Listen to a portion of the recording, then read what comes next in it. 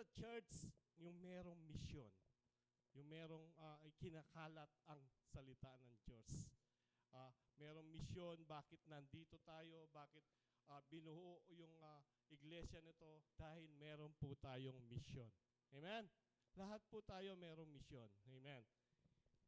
At bilang magkakasama po sa isang iglesia na to, lahat po tayo, hindi lang po si Brother Albert, hindi lang po si Pastor Ray, yung mga leaders dito, lahat po tayo, bawat isa po sa atin, meron pong mahalagang misyon. Ayan po ang sinasabi sa ating pag-aaralan sa umaga na to. Kailangan, our mission, living faith. Ayan na po yung pangalan natin, di ba? Amen. Yan na po yung pangalan ng church. Tandaan nyo po to. Bawat isa po sa atin. Mamaya po, meron akong ibibigay na blue. Pag hindi nyo na-recite to, wala kayong blue. Ayan po. Living by faith, know by love. Tapos po, voice of hope and leading people. Amen. Leading people to Jesus. Yan po yung mission natin. Amen. Ito po yung mission ng bawat isa po sa atin. Amen. Dapat makitaan po tayo ng pananampalataya. Makitaan po tayo ng pagmamahal. Amen. Yung meron tayong pag-asa. Aliwa po itong, ay, ala ng pag-asa yan. Dapat tayo mismo, meron po tayong daladalang pag-asa. Ito po yung nakikita sa atin mismo, sa ating mga buhay. At kailangan maging good example po tayo para maging ma-lead po natin. Yung, lalo na po yung mga pamilya po natin, kapitbahay po natin, yung mga kaibigan natin para kay Kristo. Amen. Amen po ba? Para walang uma-agree Yan po gusto ko marinig. Kailangan, eto po yung mission natin matupad sa bawat buhay po natin. Amen. At uli po, sabi ni Pastor Ray before, kaya tinatanong ko, sabi niya magsasalita siya. So, hindi ko po alam ba't wala po siya. So, yun po yung kailangan natin. Our mission is clear. Mamuhay po tayo na merong pananampalataya. Sino pong merong pananampalataya dito? Amen. Sino po yung gustong yung pong makilala o maging boses yung pong pag-ibig. Amen. Ay, Brother Albert, magkakaya yan. Ay, Brother Lito, atin yung pagmamahal kayang kapwa na yan. Amen. Pag binggatan na pa talagyo mo, ay, atin yung pag-ibig kayang kapwa na yan. Amen. So, sino po yung gustong, yung punong-puno ng pag-asa? Amen. Malalam nila kahit medyo maghirap ya, pero atin niya pa rin pag-asa dahil in dalanan lagyo Kristo Jesus. Amen? Di ba? So, itang lilids mo them people na malapit kay Kristo. Haliwa po itang lilid mo lang kitang kapahamakan. Amen? But you lead the people through Jesus Christ. Yung po, meron po tayong apat. Or before pag-usapan po natin yung apat na pag-uusapan po natin sa umaga na to, ang ating pong verse na pagbubulayan at ito po ay mission, tungkol po sa mission natin. Sabi niya po sa Matthew, marami na po nakakaalam nito. Yan. Matthew 28:19, 11. Yung iba, familiar, memorize na po yung verse na to. Ang sabi po dito, therefore, go and make disciple of all nations. Saan po daw? Saan ba? Saan po? Pag sinabing all nations, saan po? Kasama ba yung Amerika dito? Kasama ba yung Canada dito? Amen. So, hindi lang po, actually, hindi lang dito sa nakapaligid sa atin Di ba? Pero mag-i-start muna tayo dito sa mga nakapaligid sa atin. Sa pamilya natin, kapitbahay natin, mga kaibigan natin. Pero ang mandate po dyan, all nation. Amen. Di ba? Therefore go and make disciples of all nations, baptizing them into the name of the Father, of the Son, and the Holy Spirit. make disciple. Sabi po dyan, go and make disciple. Ibig sabihin ba niyan, tayo po'y disipulo ni Jesus? Naniniwala ba ikaw na nandito, disipulo ni Jesus? Amen. Dahil nakilala mo na si Jesus, you are disciple of Jesus. Amen. Kaya nga sinabi dito, go and make them disciple in all nations. Kung paano ka po naging disipulo ni Jesus, kailangan sila rin po maging disipulo ni Jesus. Sahat po tayo dumako, saan po tayo pumunta, ipakilala po natin ang pangalan ni Jesus. Amen?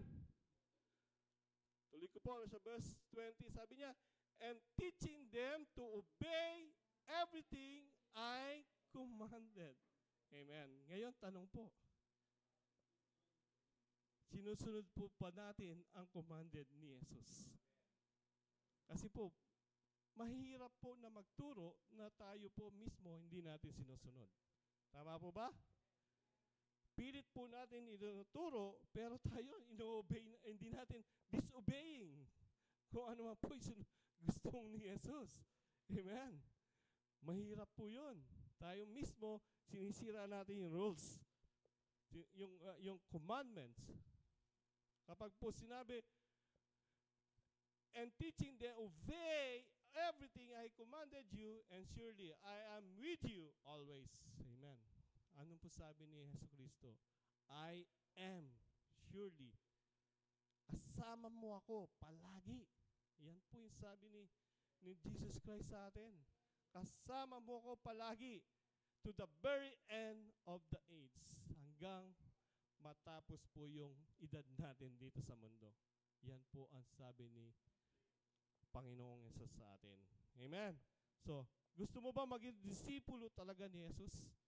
Amen. You need to obey kung ano man po yung naging commandment sa atin. Make disciple in all nations. Amen. Ito po mahirap minsan. Minsan meron tayong pinipilapan sa mga papel na ganyan, tapos nandun sa mayroong religion. Minsan hindi pa natin masulat na tayo born again. Born again Christian. Di ba? Nakakaiya. Ay, born again ko, sulat kaya ba ka rin? It's a make a sample lang po to. Kasi minsan, tayo mismo, dinideny natin si Kristo.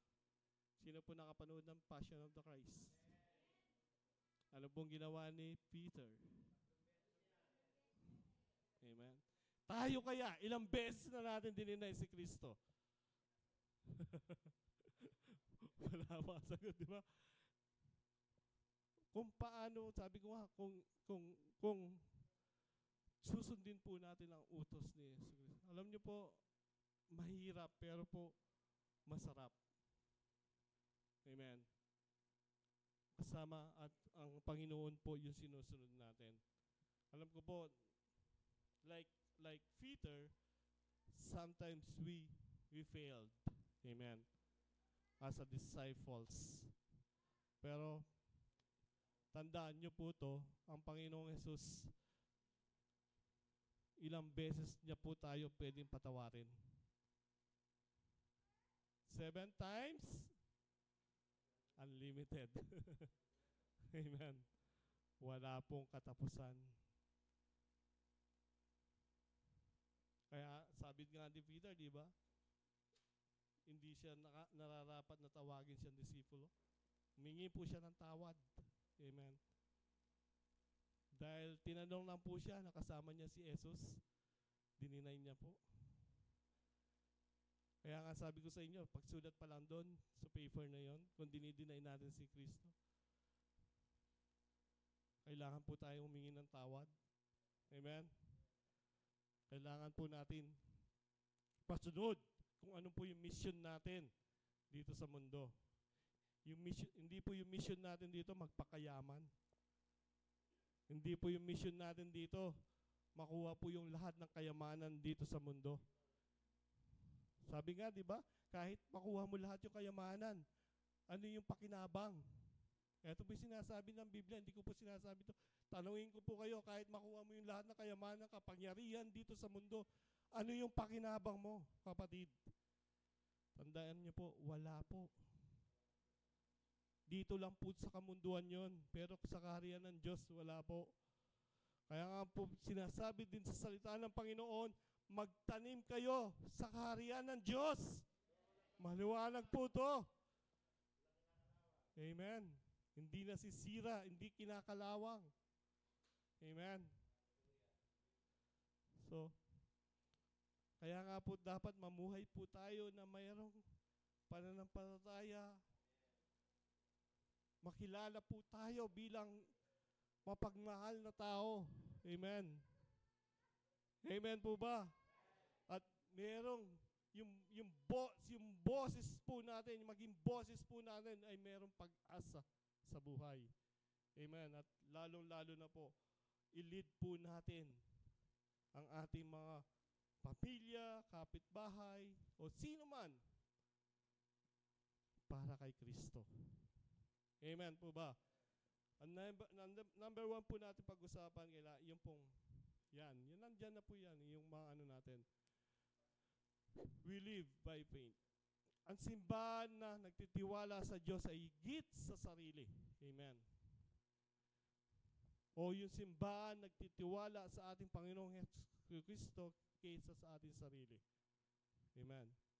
Ang sabi po sa Hebrew 11:6, without faith, it's impossible to please God. Kung wala po tayong pananampalataya, hindi po natin mawa-worship si Lord. Hindi po natin mapiplease si God. Tandaan nyo po yan. Parang sinabi lang natin na nananampalataya ako pero hindi ako sumusunod sa ating Panginoong Kristo. Amen.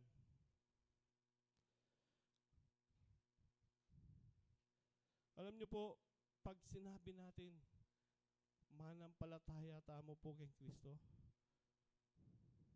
Last Wednesday po, yung ibang mga kapatid ko na kalalakihan, tumugon na po sila sa aming panawagan. Amen. We are glorify God. Hindi lang po doon sa takdang oras namin na 7:15, but 6 o'clock nandito na po, kasama po namin sila manalangin. Amen. At napag-usapan po namin, alam niyo po, ano po yung napag-usapan? Sabi ko, isa-isa po nag-testimony about paano po mamumuhay dito sa mundo na kahit anong kayod mo, kahit anong pagod mo, kahit magobra na ka magobra, makanyan pa rin, di ba? Mamayad ka pa rin kuryente, mamayad ka pa rin, makanya pa rin, yung gagastusan mo, makanya pa rin. Pero kaya, try mo pong umasa sa ating Panginoon. Hindi ko po sinasabi hindi na tayo magtrabaho.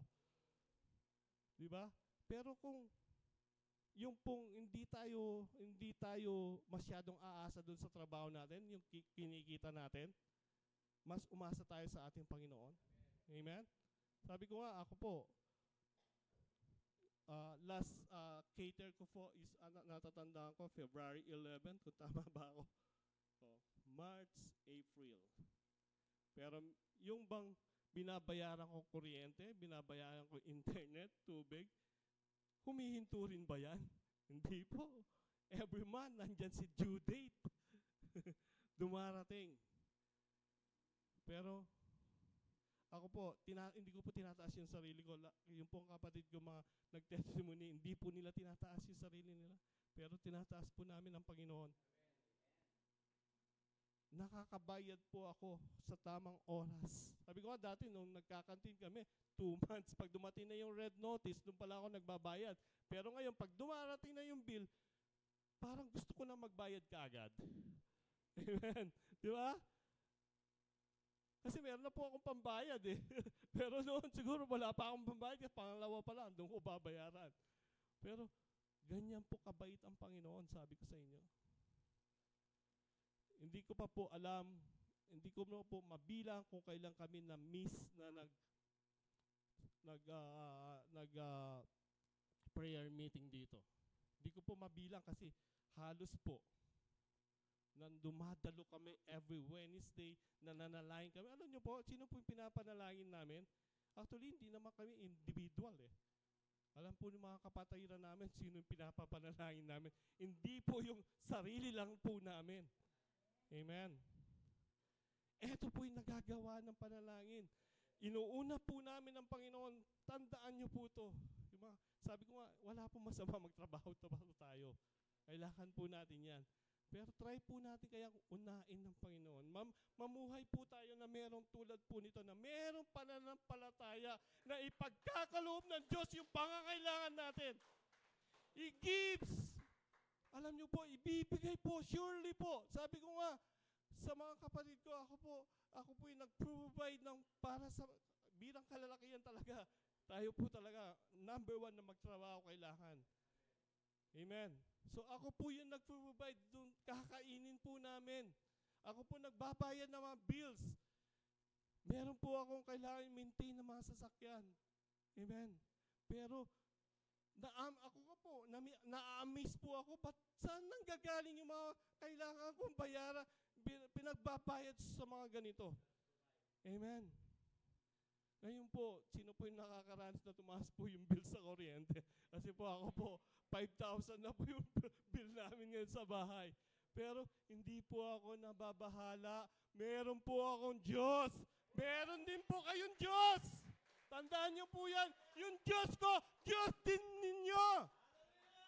Amen. Kaya mamuhay po tayo, meron pananampalataya. Unahin po natin ang Diyos. Paggising pa lang natin sa umaga, lumuhod na po tayo, manalangin na po tayo sa Kanya. Kaya niya pong i-provide ang lahat. Kasi hindi po sinasabi, paulit-ulit po namin, Fritz, diba, tinuruan po tayo manalangin. Every day, dapat our daily bread.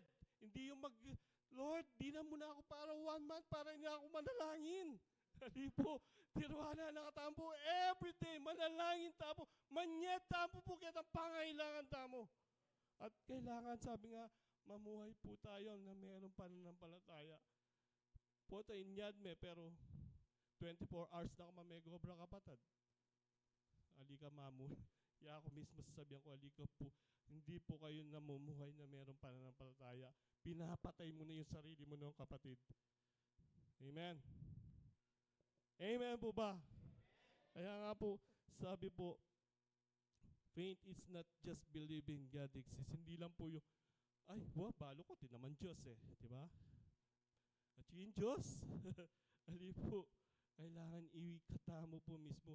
Akit na po, Lord o Jesus, na ikatamo po yung mga nampalataya tamo. Amen. Sabi nga po, di ba? But trusting Him in every area in our life.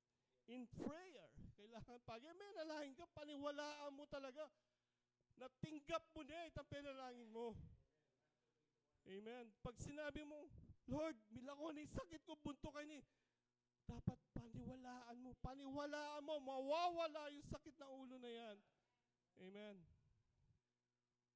Amen. Kaya nga po, sabi po, in every area in our life, kailangan paniwalaan po natin. Even in giving, masaya ka magkalugyan eh. Or, hindi lang po sa iglesia, sa mga humihingi po sa iyo ng tulong. Pag sabi po sa salita ng Diyos, pagya po, impuso mo, bubukal yakin saya, na mamya po magkaloob. Nino po, imamya, magbalik kaya ka. Amen. Kaya nga po sabi ni Lord, in every area in our life, kailangan manampalataya tamo po. Pag ipigkaloob me, amen, ibalik na yung siksik at tilig, umaapaw ng Ginoo. Diba, nasabi ko na rin po sa inyo, na every pray, if you are praying, dati po ako, hindi ko po pinapanalangin yung bigasan po namin. Sino po yung may bigasan sa bahay dito? Amen. Ako po, pinapanalangin ko palagi yan. Hindi mauubusan ng laman yan. Actually, ako po pag bumibili kasi lalo pag may cater ako, may laman na po yun, bibil pa ako extra mga ilang kabang bigas. Kaya hindi na po talaga nauubusan dahil hindi po yung sinasabi ko na meron na akong pambili o ano.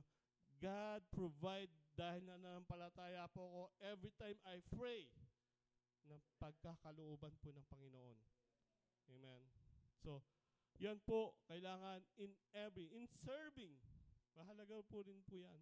If you are serving, hindi lang po, mas maganda po dito, even sa labas, maging humble po tayo. Pag nag-serve po tayo, ibigay po natin yung talagang the best.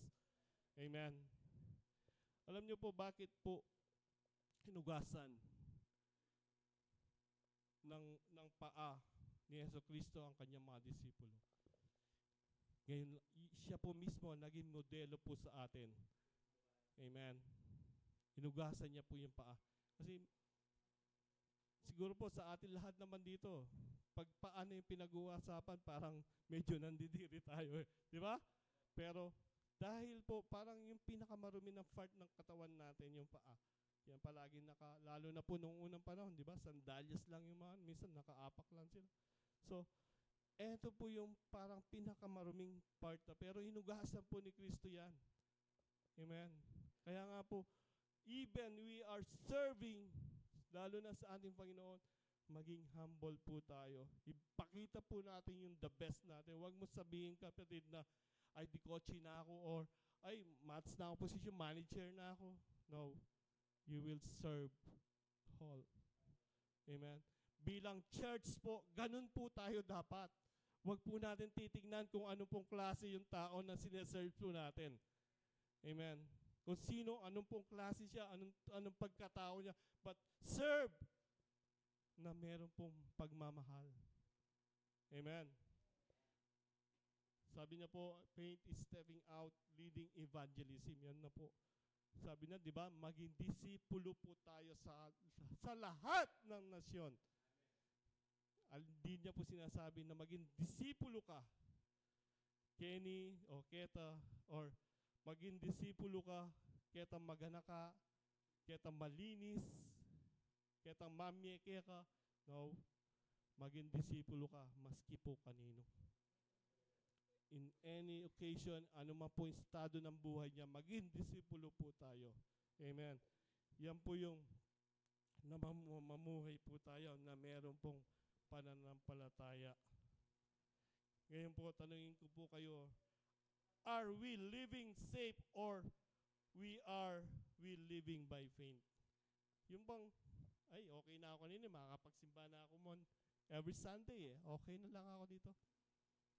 Amen. Pero paglabas mo ng yun nga, ay hindi, kailangan kong magobra para kay pamilya ko. Pero di ba palagi po, last week napag-usapan din natin yun. Matthew 6:33, He will provide.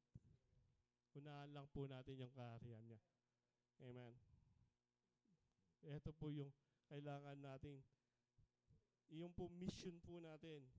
Is our church moving site, not but yung pang church natin, nakikita po yung pong, hindi lang po yung nakikita, but meron pong pananampalataya.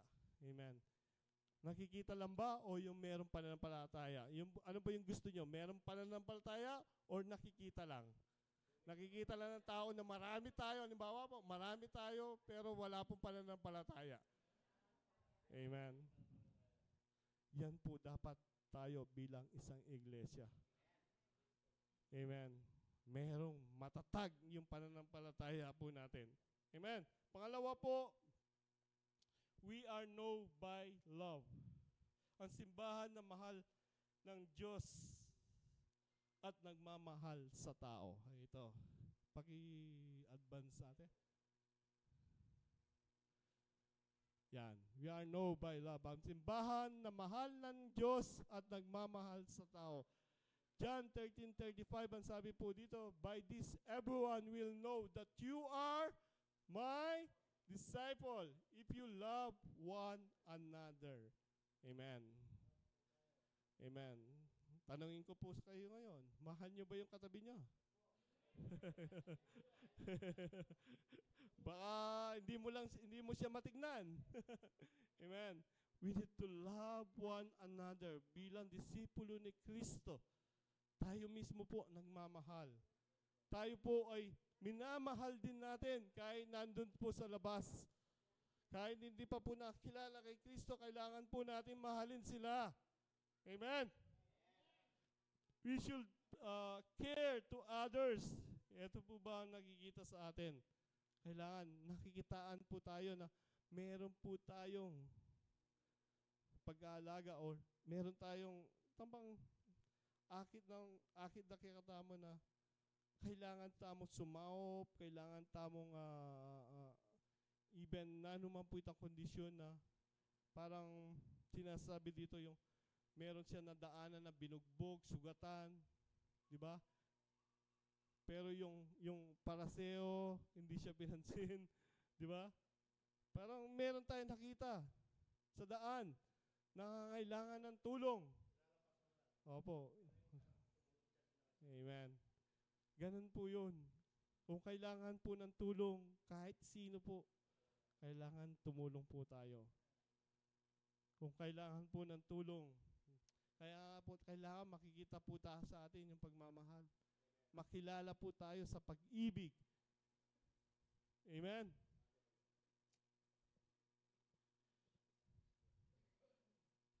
Sabi po dito, real love is sin felt and experienced. Love that forgives. Amen. Baka meron pa po tayo. Kaya sabi ko sa inyo, mahal mo ba yung katabi mo? Baka meron ka pang saman ng loob sa katabi mo. O sa mga kapitbahay mo, mga kaibigan mo. Love that forgives. Kailangan yung pong puso natin, mapagpatawad po yan. Amen.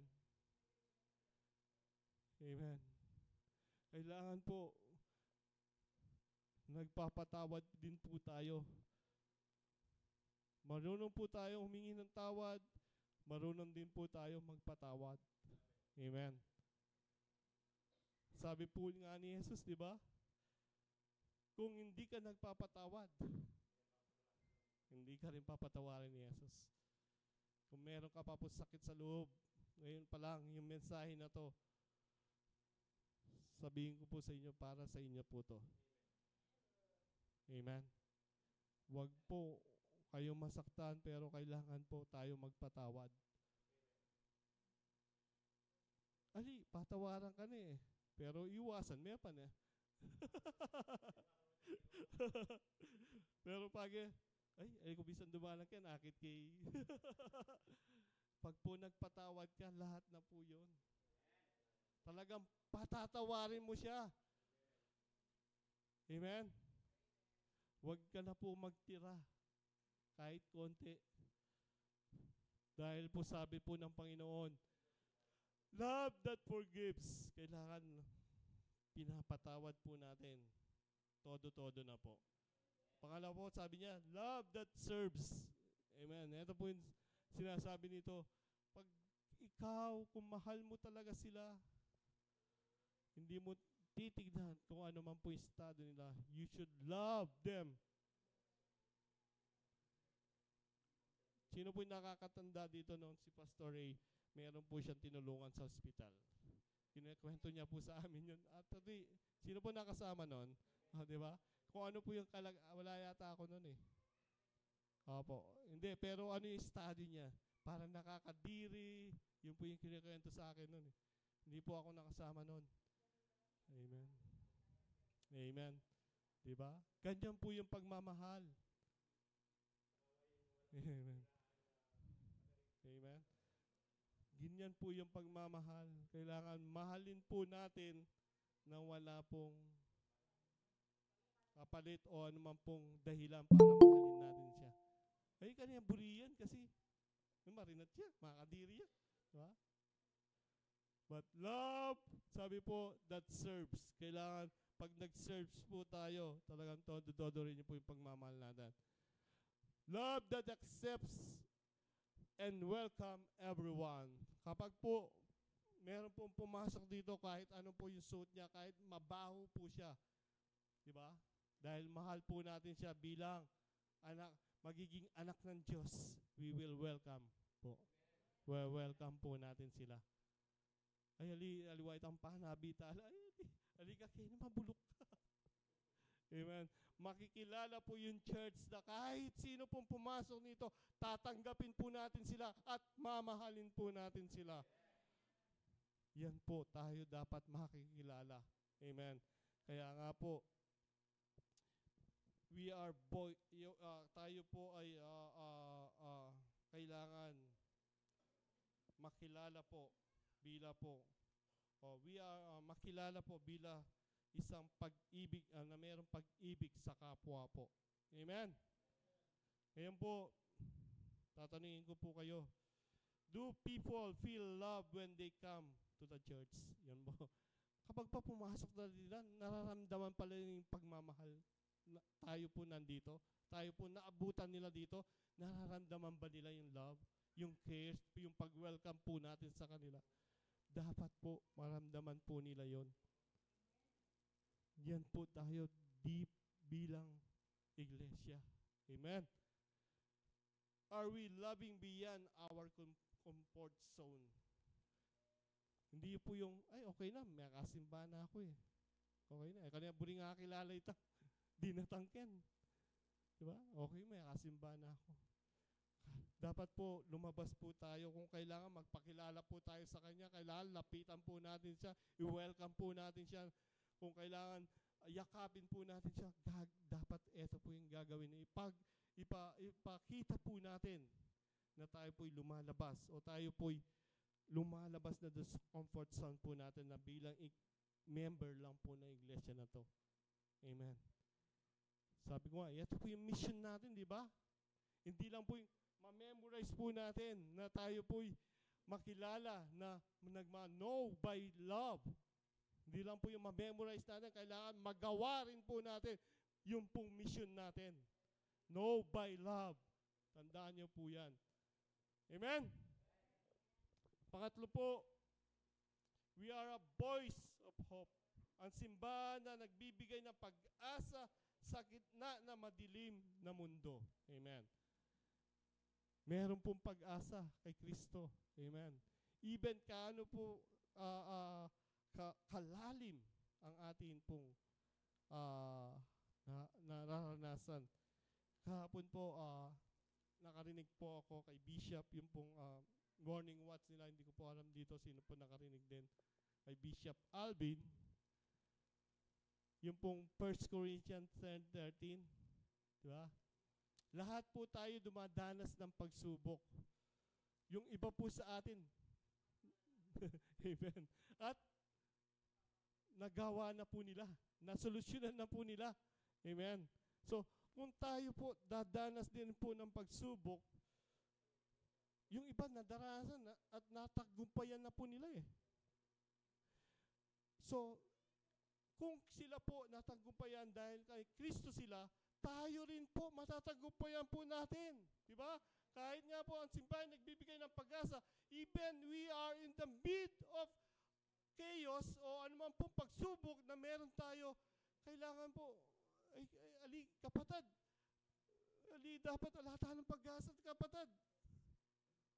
Po, kailangan po tayo po yung maging boses na meron pong pag-asa, lalo na po kung kumakapit po tayo kay Kristo. Makilala po yung iglesia nito na meron pong pag-asa. Amen? Hindi po yung magdadown po tayo. Masakit talaga. Huwag po tayo maging negatibo, maging positibo po tayo. Amen?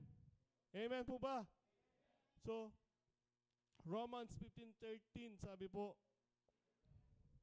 may God of hope fill with all joy and peace as you trust in Him. Amen. Meron pong, kailangan po, yung pong sinasabi ng pag-asa, punuin po tayo ng pagmamahal at pananampalataya or peace of mind. Diba?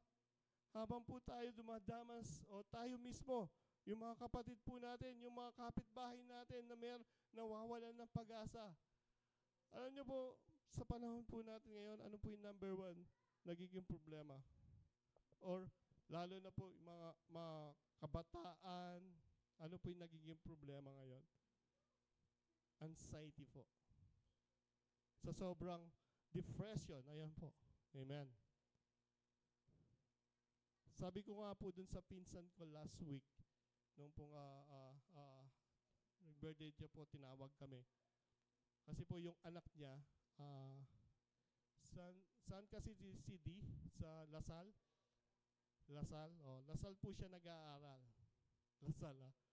Scholar po siya doon sa Lasal. So, yung grades niya po, tanungin niyo po ano po yung grades niya na dapat na ma-maintain niya po. Amen. Kailangan hindi bumababa po sa 90. Yan po yung maintaining niya. Sabi nga, nung tayo nag-aaral, pag nakapasa ka, okay ka na eh. Di ba? Pag nakakuha ka ng line of 8, ang tuwa-tuwa na na magulang mo. Di ba? Tama po ba? Yung panahon po namin. Amen? Ngayon po, kilala nyo naman po siguro yung Lasal, no? Amen? So, sabi ko dun sa pinsan ko, sabi ko, ate, sabi ko, okay lang. Basta't makuha niya yung maintaining niya. Kasi po, alam nyo, yung bata, nag-expect po siya ng hindi lang po yung maintaining. Nag-expect pa siya higher or 100. Ganyan po yung expectation niya. Eh kung hindi niya makuha, doon na po yung anxiety, yung depression. Amen? Doon na po nakukuha. Kaya bilang, sabi ko po doon sa pinsan ko, ate, okay mo, sabihan mo kaya. Yang alinea quite ang mata sa grades. Basta't maintain niya mo. Doon na po, nagkakaproblema, di ba? Meron na po nangyari doon sa AU, sino nakabalita? Di ba? Di siya nakapasa. Ano pong ginawa niya? Amen? So, amen? Nagwagi po si Satan's doon. Amen? So, we pray, we hope po. Hindi ko naman sinabing hindi na mag-aral yung mga kabataan. Pero, wala pong problema. Sabi ko nga, kahit na ano yan pa yung grades mo, maging kumakun laude ka rin po at magobra ka. Minsan hindi mo nga, yung mga square root, ginagamit ba natin yan? No? Siguro po, yung pinits ko po last week before Pastor Ray, diba? Unahin muna ang Panginoon. Every time na mag-aral ka, unahin mo. You give 5, 10, 15 minutes to pray, to read the Bible, bago ko po kayo mag-aral doon sa pinag-aaralan niyo sa eskwelahan. Amen? Humingi ka po ng karunungan. Sabi ng Panginoon, kung kulang ka ng karunungan, amen, gamitin po natin yung salita ng Panginoon when we pray. Amen? Amen po ba?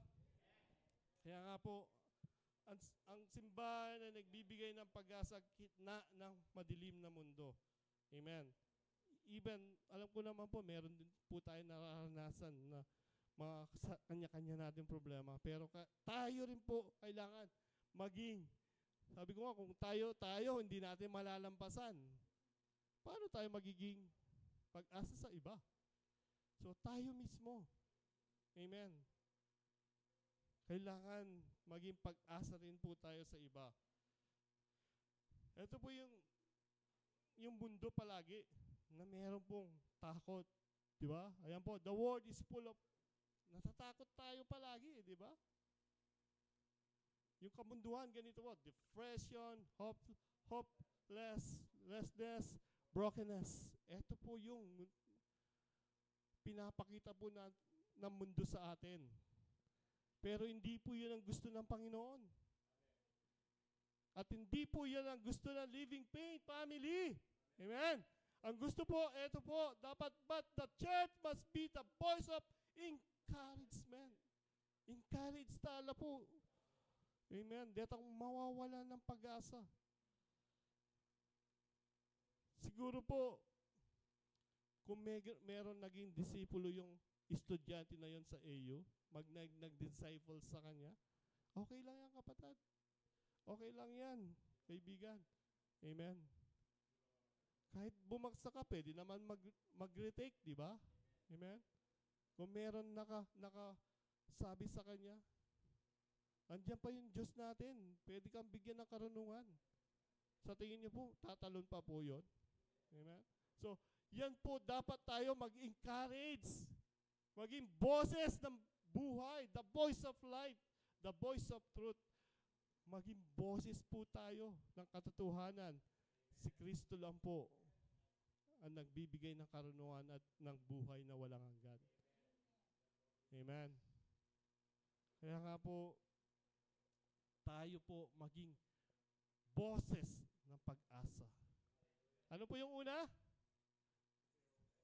Ano po yung una pinag-usapan natin? Ano po yung mission natin? Living? Pangalawa? Pangalawa? Knowing? Parang walang makakablo dito ah. Nakalimutan. Yes. Pangatlo. Pangapat. Ayan po. Pangapat. Parang hindi pa napindot. Yan. We lead people to growing relationship with Jesus Christ. Amen. Kailangan we lead people to growing relationship with Jesus Christ. Ang simbahan na gumagabay sa tao na lumalim sa relasyon kay Kristo. Amen. Kaya nga po, every and now and then po kailangan mismo tayo po matuto po sa salita ng Diyos. Diba? Sabi po ng salita ng Diyos, paano mo aakayin ang iyong kapwa kung ikaw mismo nakapiring ang iyong mata? Amen. Kung hindi mo alam ang salita ng Diyos, paano mo siya malilid? We need to know His Word. We need to know. Kailangan matuto rin po tayo mismo. Kaya nga po, meron po naglilid sa atin di ba? Kaya nga po ngayon, before our ongoing 40 days, ano po yung gusto natin mangyari sa ating buhay? Lalo lumalim po kay Kristo. Amen. Pagdating po ng 40 days at magtuloy-tuloy po tayo na lalo po tayo lumalim sa pag-ibig, sa pagkakilala kay Kristo. At eto na po yung magtutuloy-tuloy po tayo na tayo, yung po mission po natin na tayo po ang maglilid sa mga taong hindi pa po nakakilala kay Kristo para lumagurin po sila na katulad po natin. Amen. Hindi po yung nandito na lang po tayo sa church. Meron po tayo mission. Amen. To make disciple in all nation. Maliwanag po yun. Kaya nga po, kailangan tayo mismo po ang gumabay sa tao, lumalim sa relasyon kay Kristo. Matthew 28:19-20, sabi niya po, therefore, balikan po natin yung ating mensahe, therefore go make a disciple in all nation. Amen. Kailangan po, tayo po mismo. Sabi ko nga, hindi po yung goal po natin, magpakarami ng tao dito sa church. Wala po masama doon na dadami po tayo. Pero hindi po yung main goal po natin. Yung main goal po tayo, maging disipulo sa lahat ng nasyon. Kahit mapakilala po natin si Kristo, makatanggap po siya, kahit hindi po siya dito mag-attend, okay lang po. Ang mahalaga po, napakilala po natin si Kristo, nakatanggap po siya ng kaligtasan. Kumbaga, bonus na lang po natin. Tayo pong gagabay sa Kanya pag-grow sa ating Panginoon. Paano po siya mag-grow bilang isang Kristiyano. Amen. Pero, kailangan po natin, tayo mismo, kailangan po maging disipulo, tunay na disipulo ni Kristo. Hindi po yung bilang ang tinitingnan po ng ating Panginoon. Ang tinitingnan po ng Panginoon, yung disipulo niya. Yan, tunay na disipulo niya. Amen. Amen po ba? So, helping people to know Jesus. Kailangan makilala po tayo.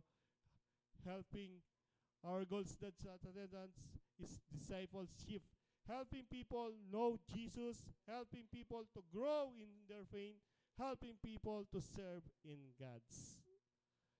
Kailangan po, eto po tayo bilang simbahan. Amen. Makilala po tayo ng ganito. Amen po ba?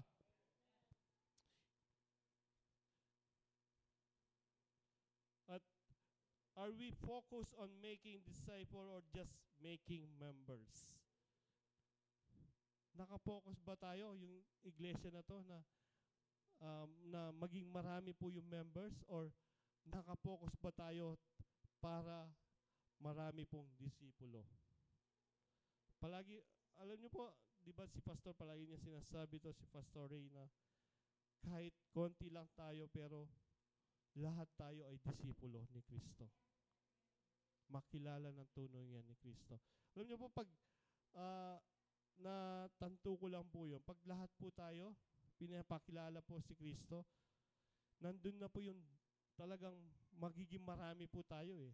Kaya nga po, we are, di ba yung pray one? Di ba? It's one. Pray it's one. Ilan na po tayo ngayon? Siguro, sabihin natin 30. Oh, meron tayo tigisa. 60. Pag na-develop with 60 times 2 na naman, 120. Amen. Yan, napakalaga po yun, maging disipulo ni Kristo. Amen. Are we intentional in leading people to Jesus? Intentional ba natin talaga na sila po ay ma-lead natin or mapakilala lang, dun lang tayo? Dapat maging intentional po tayo na mag-grow din po sila. Huwag po natin silang bibitawan as disciple of Christ. Amen? At dito na po ako magtatapos. Closing. This is who we are. This is what God calls us to be. Galatians 6:9. Ayan po. Sige po, sabay-sabay po natin basahin.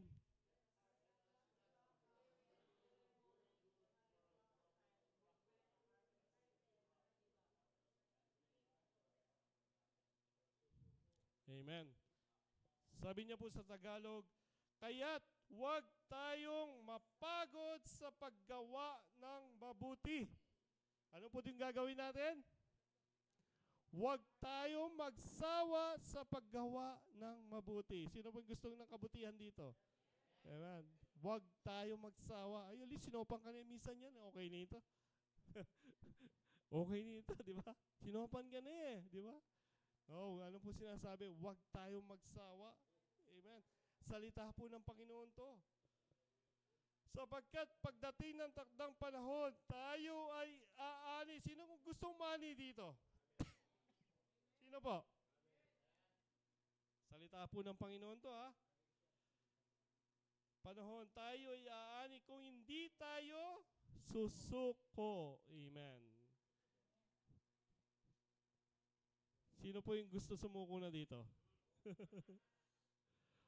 Sabihin mo nga sa katabi, huwag ka susuko, kapatid.